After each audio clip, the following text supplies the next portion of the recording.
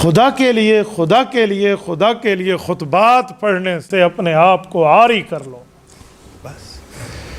خطبات میں بعض چیزیں رٹی رٹائی ہوتی ہیں، بعض چیزیں بے حوالہ ہوتی ہیں، بعض چیزیں اللہ کے حوالے ہوتی ہیں، وہ ہم سنا دیتے ہیں۔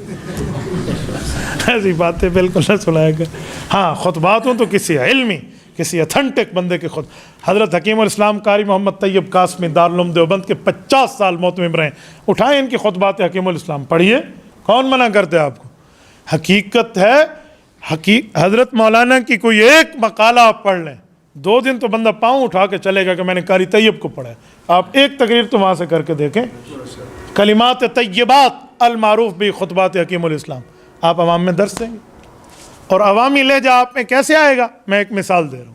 محرم کے اندر ہم لوگ اپنے بیانات میں ایک حدیث حضرت عمر کی شان میں ضرور سناتے ہیں، یکم محرم میں، ان اللہ جعل الحق علی لسان عمر وقلبی، سناتے ہیں نا؟ ترجمہ کیا کرتے ہیں؟ حضرت عمر کے دل اور زبان پر اللہ نے حق کو جاری کر دیا۔ عوامی لڑکا کوئی کالج کے اسٹوڈنٹ بیٹھا ہو، وہ کہے گا دل پر حق جاری کسے کہتے ہیں، تو ہم کیا سمجھائیں گے؟ زبان پہ حق جاری تو سمجھ آتا ہے، یہ دل پہ حق جاری کیا ہوتا ہے؟ جعل الحق علی لسان عمر وقلبی، حضرت عمر کی زبان اور دل پر حق جاری تھا۔ دل پر باطل بھی جاری ہوتا ہے، پھر تو گردے پہ حق جاری نہیں تھا، پتے پہ حق جاری نہیں تھا، پھیپڑوں پہ حق جاری نہیں تھا، معدے پہ حق جاری نہیں تھا، تو کیا جواب دیں گے؟ بھائی ترجمہ وہ کریں جس سے سامنے والا بیٹھا ہوا بھی سمجھے۔ اللہ معاف فرمائے، آج کل حالات یہ ہیں، میں 2007 سے ایک مسجد میں جمعہ پڑھاتا ہوں، الحمدللہ اس دن سے آج تک میرا اپنا الحمدللہ وہاں ترتیب ہے۔ میں نے عوام کو وہاں ایک بات سمجھائی ہے، میں نے کہا آپ آؤ گے تو تقریر کروں گا، آپ نہیں آؤ گے میں نے خطبہ اور نماز سے جمعہ پڑھا دینا۔ میں نے ان کھڑکیوں کو، ان دروازوں کو، ان شیطیروں کو، ان پنکھوں کو تقریر نہیں سنانی، تم آؤ گے سناؤں گا، نہیں آؤ گے نہیں سناؤں گا۔ اور پھر دلیل بھی دی ہے کہ امام بعد میں آتے ہیں، مقتدی پہلے آتے ہیں۔ کیا دلیل ہے؟ معراج کی رات حضور پاک علیہ الصلوۃ والسلام اس وقت پہنچے ہیں جب انبیاء جمع تھے، بس اس سے افضل نماز اس دھرتی پہ نہیں پڑھی گئی۔ ہم افضل سلیم نماز سے دلیل لائے ہیں، مقتدی پہلے آئے گا، امام بعد میں آئے گا، ہمارے اوپر ہے تو ٹھیک ہے، کبھی امام پہلے آ جائے میں انکار نہیں کرتا، لیکن میں نے ان خناسوں کے دماغ کو سیٹ کرنے کے لیے کہا ہے جو اماموں سے لڑتے رہتے ہیں، ٹھیک ہے نا؟ تو اس دلیل پر میں نے یہ طے کیا۔ ایک بزرگ ماشاءاللہ آج کل بندے پہلے بیٹھے ہوتے ہیں 2-3 صفحے، آپ 4 صفحے بیٹھی ہوں، آپ گفتگو شروع کریں، ایک بندے کے طرز ہی اور ہوتا ہے، اور 10 سے 12 منٹ بس کلیئر۔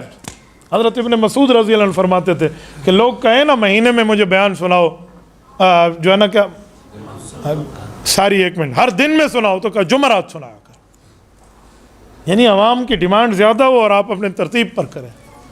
مجھے حضرت خلیفہ عبدالقیوم رحمہ اللہ نے نصیحت کی تھی کہ اگر مسجد والے کہیں نا روزانہ درس دو تو خیر ہفتے میں 2 دن دے دو، اور اگر وہ کہیں ہفتے میں دو تو آپ مہینے میں 1 دیا کرو، اور اگر آپ کو وہ کہیں 1 گھنٹہ بات کرو تو پونے گھنٹے میں ختم کر دو، اور اگر آپ کو کہو 5 منٹ ہی گل کرو نے کہ جی بس دعا ہی ہو گئی ہے، جزاک اللہ۔ ان استغنی عنہ اغنی نفسہ، حدیث پاک میں ہے نا، نعم الرجل الفقی ان احتیج الیہ نفع وان استغنی عنہ اغنی نفسہ، بہترین بندہ جو ہے وہ فقیہ ہے، اگر اس سے پاس جاؤ تو آپ کو فائدہ ملے گا، لوگ اس سے منہ پھیرے وہ ڈبل منہ پھیرے گا۔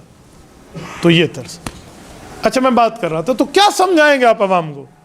تو میرے جمعے سے پہلے ایک بزرگ اللہ پاک ان کی مغفرت فرمائے وہ جمعہ پڑھاتے تھے، تو مجھے ایک آ کر ملے 2-3 جمعہ پڑھانے کے بعد ایک بزرگ کہ مولانا اللہ کا شکر ہے کہ مجھے تقریر سمجھ آنے لگ گئی ہے۔ تو میں نے انہیں کہا کہ پہلے تو میں سمجھ نہیں آتی تھی، تو چپ ہو گئے۔ میں نے کہا بتائیں، کہتے اس طرف تیارن کتنی ہے، اس طرف کتنی ہے، مسجد کے بٹن کتنے ہیں، بلب کتنے ہیں، دروازے کتنے ہیں، کھڑکیاں کتنے ہیں، مجھے حفظ ہو چکی ہیں۔ میں نے کہا میرے سوال کا جواب ہے؟ کہتے ہیں وہ گل کر دے سن سمجھتے آندے نہیں سے میں انہوں نے شمار کر دے رہا، وہ خطیب صاحب بیان کرتے تھے مجھے سمجھ نہیں آتی تھی، میں گنتا رہتا تھا ادھر سے 6 ہیں اور ادھر سے 7 ہیں۔ تو یوں نہ ہو، لوگ تبھی اٹھیں گے جب یہ بات ہوگی نا، تب مجمع اٹھے گا۔ اب ان اللہ جعل الحق علی لسان عمر وقلبی، تھوڑا غور کر لیں یا کسی اکابر کی شرح کو اٹھا لیں کہ اللہ نے ایک زبان اور ایک دل کی بات کیوں کی ہے۔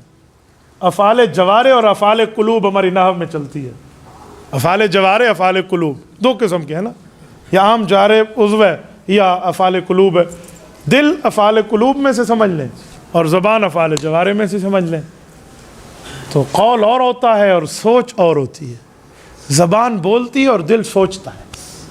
دل غور و فکر کا نام ہے, تدبر و تذکر اور تفکر کا نام ہے. وہ سمجھ گیا نا وہ تو دل غور و فکر کرتا ہے.